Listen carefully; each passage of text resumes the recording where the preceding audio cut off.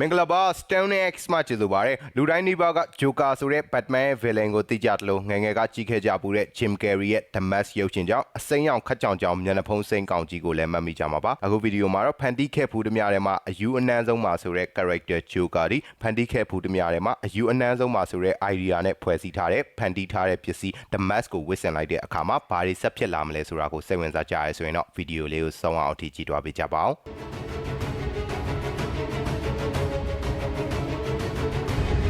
I am vengeance.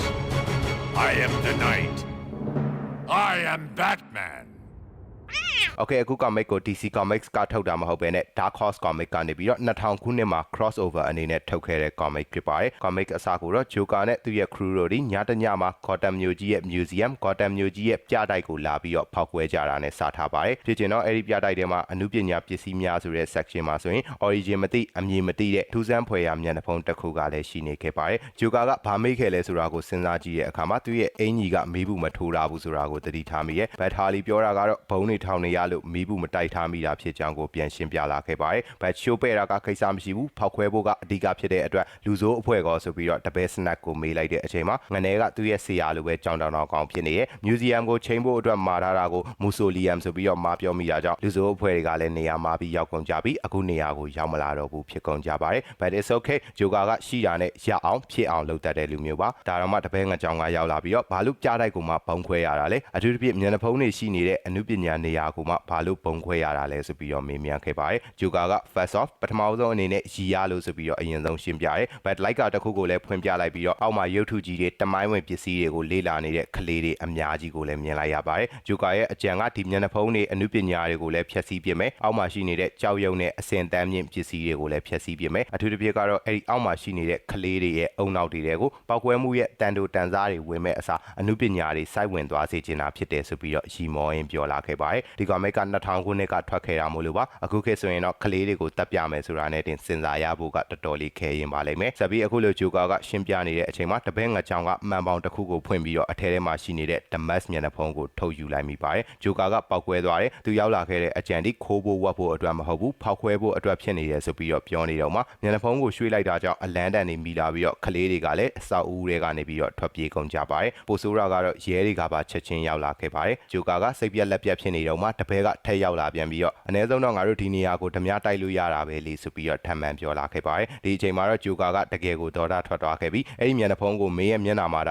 တ်ထားလိုက်တော့ဆိုပြီးတော့ပိတ်ဆောင်ပစ်လိုက်ခြင်းကလေပွေတစ်ခုကိုဖြစ်သွားစေခဲ့ပါတယ်ခဏနေတော့ Joker ရဲ့တပည့်ကမျက်နှာဖုံးအစိမ်းရောင်ခေါင်းသုံးလုံးနဲ့အဝါရောင် suit ကိုဝတ်ဆင်ထားပြီးတော့ကြောင်တောင်တောင် The Mask ပုံစံဖြစ်သွားခဲ့ပါတယ်ချက်ချင်းဒီကောင်ကနေရာအနှံ့ကိုပြေးပြီးတော့ခိုးကျင်တာတွေခိုးတော့တယ်အဲ့ဒီတစ်ခုတည်းကိုအကုန်ထည့်ပြီးတဲ့အခါမှာရဲတွေကလည်းအဆောက်အဦတွေကိုဝင်လာခဲ့ပါပြီဒီအခါမှာတော့ The Mask ကအမေရိကန်ဘောလုံးပုံစံမျိုးဘုံတစ်ခုကိုပြလာပြီးတော့ဖောက်ခွဲပစ်လိုက်ရမလားဆိုပြီး Joker ကိုမေးတဲ့အခါမှာ Joker လိုပဲကလည်းကြိုက်တာပေါ့နှစ်ခါတောင်မမေးလိုက်ရဘူးဒီတော့မျက်နှာဖုံးကဟာလီကိုချေးလေတာပုံစံမျိုးပန်ပွားမယ်ပုံစံမျိုးပြောင်းပေးလိုက်ပြီးတော့သူကိုယ်တိုင်လည်းအမေရိကန်ဘောလုံးသမားလိုဝစ်ဆင်ပြီးပြေးထွက်သွားခဲ့တယ်ဘုံတစ်ခုကိုရဲတွေစီကိုပစ်ပေါက်လိုက်ပြီးတော့ဖောက်ခွဲပစ်လိုက်ပါတယ်တဘောကြဖို့ကောင်းတာက Joker ဒီတခြားလူတွေလိုအန်အောမင်တက်နေတာမျိုးမဟုတ်ဘဲနဲ့ touchdown ဆိုပြီးတော့အော်ရင်းနဲ့အနောက်ကနေပြီးတော့အားပေးနေတာဖြစ်ပါတယ် Joker ကဆက်ပြီးသူတို့လောက်ကြမဲ့အရာတွေကိုလုပ်ဖို့အတွက်ပြောလာတဲ့အခါမှာသူရဲ့တပည့် Snack ကစကားအမားကြီးတစ်ခုကို Joker မကြိုက်ဆုံးစကားတစ်ခုကိုပြောမိသွားပါတယ်အဲ့ဒါကတော့တန်းညီတာမကြိုက်တဲ့ Joker ကိုသူက partner ဆိုတဲ့လုပ်ပေါ်ကိုင်ဘက်တွေဖြစ်လာကြရအောင်ဆိုပြီးတော့ပြောလိုက်ခြင်းဖြစ်ပါတယ်ဒီတော့ Joker ကအိတ်ထဲကနေပြီးတော့ကင်မရာတစ်ခုကိုထုတ်လိုက်တယ်ပထမဆုံး partner တွေဖြစ်လာကြတဲ့အထိမ်းအမှတ်အနေနဲ့တပုံရိုက်ရအောင်ဆိုပြီးတော့ပြောလာခဲ့ပါတယ်and တစ်ဆက်တည်းမှာပဲတစ်ချက်လဲကြည့်လိုက်ပြီးတော့မဟုတ်သေးဘူးလ